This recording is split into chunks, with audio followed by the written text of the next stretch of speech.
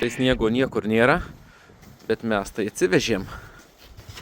Sniegas iš kaimo šitam testui pats geriausias. Dar porą bambaliukų vandens, dabar lipam ant stogo ir parodysiu, ką darysim. Testui atlikti šiandien turime idealias sąlygas, nes šeimininkas darbe ir net neįsivaizduoja, kad mes norime užlieti jo stogą.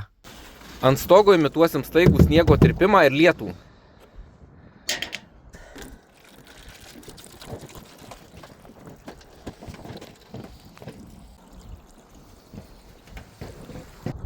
Daugiau.